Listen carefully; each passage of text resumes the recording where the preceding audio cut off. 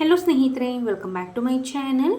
ಸ್ನೇಹಿತರೆ, ನಾನು ಈ ದಿನ ನಿಮಗೆ ನಿಮ್ಮ ತಲೆ ಕೂದಲು ಶಾಶ್ವತವಾಗಿ ಕಪ್ಪಾಗೋದಕ್ಕೆ ಒಂದು ಸಿಂಪಲ್ ಆಗಿರುವಂತಹ ಹೇರ್ ಆಯಿಲ್ನ ಬಗ್ಗೆ ಮಾಹಿತಿ ಕೊಡ್ತಿದ್ದೀನಿ.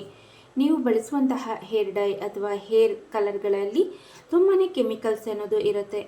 ಮತ್ತು ಅದರ ರಿಸಲ್ಟ್ ಅನ್ನೋದು ಕೇವಲ ಟೆಂಪ್ರವರಿ ರಿಸಲ್ಟ್ ಆಗಿರುತ್ತೆ. ಮಿನಿಮಮ್ ಅಂದರೆ ಒಂದು 15ರಿಂದ 20 ದಿನಗಳ ಕಾಲ ಮಾತ್ರ ನಿಮಗೆ ಆ ಒಂದು ರಿಸಲ್ಟ್ ಅನ್ನೋದು ಇರುತ್ತೆ. ಮತ್ತು ನಾರ್ಮಲ್ ಆಗಿ ನಿಮ್ಮ ತಲೆ ಕೂದಲು ಬಿಳಿ ಕಲರ್ ಇದ್ದರೆ ಬಿಳಿಯಾಗೇ ಬರುತ್ತೆ. ದೆನ್ ಬಂದು ಗ್ರೇ ಕಲರ್ ಇದ್ದರೆ ಗ್ರೇ ಕಲರೇ ಟರ್ನ್ ಆಗ್ತಾ ಬರುತ್ತೆ. ಬಟ್ ನೀವು ನಿಮ್ಮ ತಲೆ ಕೂದಲನ್ನು ಶಾಶ್ವತವಾಗಿ ಕಪ್ಪಾಗಿಸಬೇಕು ಅನ್ನೋದಾದರೆ ಈ ಒಂದು ಹೇರ್ ಆಯಿಲ್ನ ವಾರದಲ್ಲಿ 2 ಬಾರಿಯಾಗಿ ಯೂಸ್ ಮಾಡಿ ಮುಂದೆ ಬರುವಂತಹ ಬಿಳಿ ಕೂದಲನ್ನು ಸಹ ಕೂಡ ತಡೆದು ನಿಮ್ಮ ತಲೆ ಕೂದಲನ್ನು ಶಾಶ್ವತವಾಗಿ ಕಪ್ಪಾಗಿಸೋದಕ್ಕೆ ಈ ಒಂದು ಹೇರ್ ಆಯಿಲ್ ನಂಬರ್ 1 ಆಗಿ ಕೆಲಸ ಮಾಡುತ್ತೆ ಅಂತಲೇ ಹೇಳಬಹುದು.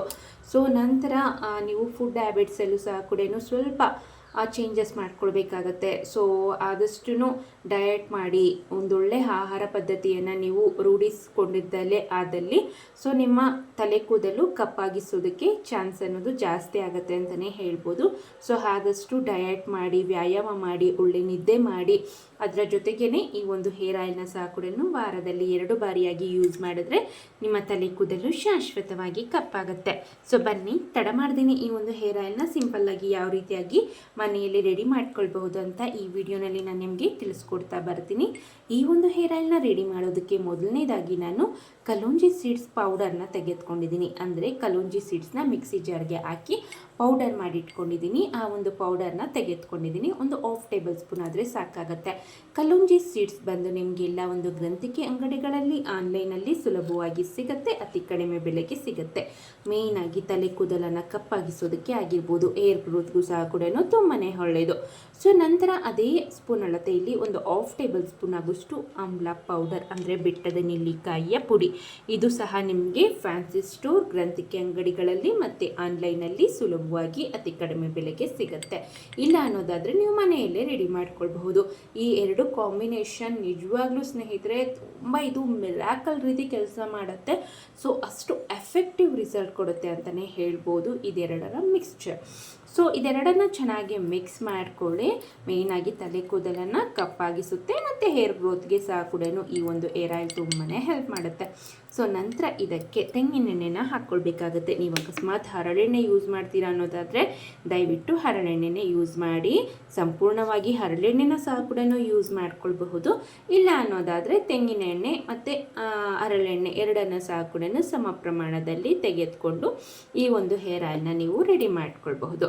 ನೋಡ್ಬೋದು, ನಾನು ಇಲ್ಲಿ ಈ ಒಂದು ಮಿಶ್ರಣಕ್ಕೆ ಒಂದು 3 ಟೇಬಲ್ ಸ್ಪೂನ್ ಆಗೋಷ್ಟು ತೆಂಗಿನೆಣ್ಣೆನ ಹಾಕ್ಕೊಳ್ತಿದ್ದೀನಿ. 3ರಿಂದ 4 ಟೇಬಲ್ ಸ್ಪೂನ್ ಆದರೆ ಸಾಕಾಗುತ್ತೆ.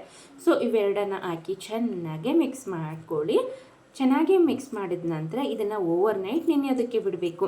ಅದರಲ್ಲಿರುವಂತಹ ಕಲರ್ ಆಗಿರ್ಬೋದು, ಗುಣಗಳೆಲ್ಲ ಸಹ ಕೂಡ ತೆಂಗಿನೆಣ್ಣೆಗೆ ಕ್ಲೀನಾಗಿ ಬಿಟ್ಕೊಳ್ತಾ ಬರುತ್ತೆ. ಆ ರೀಸನ್ಗಾಗಿ ಅಷ್ಟೇ. ಚೆನ್ನಾಗಿ ಮಿಕ್ಸ್ ಮಾಡಿದ ನಂತರ ಓವರ್ ನೈಟ್ ನೆನೆಯೋದಕ್ಕೆ ಬಿಟ್ಟು ಮರುದಿನ ಬೆಳಿಗ್ಗೆ ಎದ್ದು ಡ್ರೈ ಹೇರ್, ಯಾವುದೇ ರೀತಿಯಾದಂತಹ ಬೇರೆ ಯಾವುದೇ ಹೇರ್ ಆಯಿಲ್ನ ನೀವು ತಲೆಗೆ ಹಚ್ಚಿರಬಾರ್ದು. ಕೇವಲ ಡ್ರೈ ಹೇರ್ ಅಂದರೆ ಒಣ ಕೂದಲಿಗೆ ನೀವು ಇವತ್ತು ಸ್ನಾನ ಮಾಡಿದ್ದೀರ ತಲೆಗೆ ಅನ್ನೋದಾದರೆ ನೆಕ್ಸ್ಟ್ ಡೇ ಈ ಒಂದು ಹೇರ್ ಆಯಿಲ್ನ ತಲೆಯ ಬುಡಕ್ಕೆ, ತಲೆ ಕೂದಲಿಗೆಲ್ಲ ಸಹ ಕೂಡ ಹಚ್ಚಿ ಒಂದು 3ರಿಂದ 4 ಗಂಟೆಗಳ ಕಾಲ ಹಾಗೆ ಬಿಟ್ಟು ಅಥವಾ ಓವರ್ ನೈಟ್ ನೆನೆಯೋದಕ್ಕೆ ಸಹ ಕೂಡ ನೀವು ಧಾರಾಳವಾಗಿ ಬಿಡ್ಬೋದು. ಯಾವುದೇ ರೀತಿಯಾದಂಥ ಸೈಡ್ ಎಫೆಕ್ಟ್ ಅನ್ನೋದು ಆಗೋದಿಲ್ಲ. ಅಕಸ್ಮಾತ್ ನಿಮ್ಗೇನಾದರೂ ಭಯ ಇತ್ತು ಅನ್ನೋದಾದರೆ ನೀವು ಒಮ್ಮೆ ಪ್ಯಾಚ್ ಟೆಸ್ಟ್ನ ಮಾಡಿ ನಂತರ ನೀವು ತಲೆ ಪೂರ್ತಿ ಹಚ್ಕೊಳ್ಬಹುದು. ಓವರ್ ನೈಟ್ ನೆನೆಯೋದಕ್ಕೆ ಬಿಟ್ಟರೆ ಇನ್ನೂ ತುಂಬ ಒಳ್ಳೆ ರಿಸಲ್ಟ್ ಕೊಡುತ್ತೆ ಸ್ನೇಹಿತರೆ. ಆದಷ್ಟು ನಾನು ಸಜೆಸ್ಟ್ ಮಾಡೋದು ಓವರ್ ನೈಟ್ ಬಿಡಿ. ಇಲ್ಲ ಅನ್ನೋದಾದರೆ ಮ್ಯಾಕ್ಸಿಮಮ್ ಅಂದ್ರೂ ಮಿನಿಮಮ್ ಅಂದರೂ ಒಂದು 3ರಿಂದ 4 ಗಂಟೆಗಳ ಕಾಲ ಬಿಟ್ಟು ನಂತರ ನೀವು ಯೂಸ್ ಮಾಡುವಂಥ ಶ್ಯಾಂಪೂನ ಯೂಸ್ ಮಾಡಿ ಹೇರ್ ವಾಶ್ ಮಾಡಿದ್ರೆ ಆಯಿತು. ಇದೇ ರೀತಿಯಾಗಿ ನೀವು ವಾರಕ್ಕೆ 1 ಬಾರಿಯಾಗಿ ಈ ಒಂದು ಹೇರ್ ಆಯಿಲ್ನ ತಲೆಗೆ ಹಚ್ಚಿದ್ದೇ ಆದಲ್ಲಿ ನಿಮ್ಮ ತಲೆ ಕೂದಲು ಶಾಶ್ವತವಾಗಿ ಕಪ್ಪಾಗುತ್ತೆ ಮತ್ತು ನಿಮ್ಮ ತಲೆ ಕೂದಲು ದಟ್ಟವಾಗಿ ಆರೋಗ್ಯಕರವಾಗಿ ಬೆಳೆಯುತ್ತೆ. ಏರ್ ಫಾಲ್ ಸಹ ಕೂಡ ಕಡಿಮೆ ಆಗುತ್ತೆ. ಅದರ ಜೊತೆಗೆ ನೀರನ್ನು ಜಾಸ್ತಿ ಕುಡೀರಿ.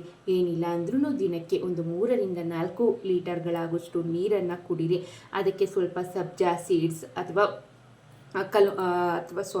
ಸಬ್ಜಾ ಸೀಡ್ಸ್ ಆಗಿರ್ಬೋದು ಅಥವಾ ಚಿಯಾ ಸೀಡ್ಸ್ನ ನೀವು ಹಾಕ್ಕೊಂಡು ಕುಡಿದ್ರೆ ಇನ್ನೂ ತುಂಬಾ ಒಳ್ಳೆಯದು ಸ್ನೇಹಿತರೆ. ಸೊ ಆ ರೀಸನ್ಗಾಗಿ ನಾನು ಹೇಳ್ತಿದ್ದೀನಿ ಅಷ್ಟೇ. ಮತ್ತು ಆದಷ್ಟು ಡ್ರೈ ಫ್ರೂಟ್ಸ್ ಆಗಿರ್ಬೋದು, ವೆಜಿಟೇಬಲ್ಸು ಮತ್ತು ಹಸಿ ತರಕಾರಿಗಳಾಗಿರ್ಬೋದು, ಮತ್ತು ಹಸಿ ಸೊಪ್ಪಾಗಿರ್ಬೋದು, ಸೊಪ್ಪನ್ನು ಸಹ ಕೂಡ ನೀವು ಬಳಸ್ಕೊಳ್ಬೋದು. ಅದರಲ್ಲೂ ಮೇಯ್ನಾಗಿ ಪಾಲಕ್ ಆಗಿರ್ಬೋದು. ಸೊ ಅದನ್ನೆಲ್ಲ ಸಹ ಕೂಡ ನೀವು ಸೇವನೆ ಮಾಡ್ತಾ ಬಂದರೆ ನಿಮ್ಮ ತಲೆ ಕೂದಲು ಆರೋಗ್ಯಕರವಾಗಿರುತ್ತೆ. ಬೇಗನೆ ಬಿಳಿ ಕೂದಲು ಸಹ ಕೂಡ ಬರೋದಿಲ್ಲ. ನಿಮ್ಮ ತಲೆ ಕೂದಲು ಶಾಶ್ವತವಾಗಿ ಕಪ್ಪಾಗಿ ಸಹ ಕೂಡ ಇರುತ್ತೆ. ಸೊ ಇದಿಷ್ಟು ಈ ಮಾಹಿತಿ ಆಗಿತ್ತು ಸ್ನೇಹಿತರೆ. ಈ ವಿಡಿಯೋ ನಿಮಗೆ ಇಷ್ಟ ಆಗಿದೆ ಅಂದ್ಕೊಂಡಿದ್ದೀನಿ. ಇಷ್ಟ ಆಗಿದ್ದಲ್ಲಿ ದಯವಿಟ್ಟು ಲೈಕ್ ಮಾಡಿ, ಶೇರ್ ಮಾಡಿ, ಕಮೆಂಟ್ ಮಾಡಿ.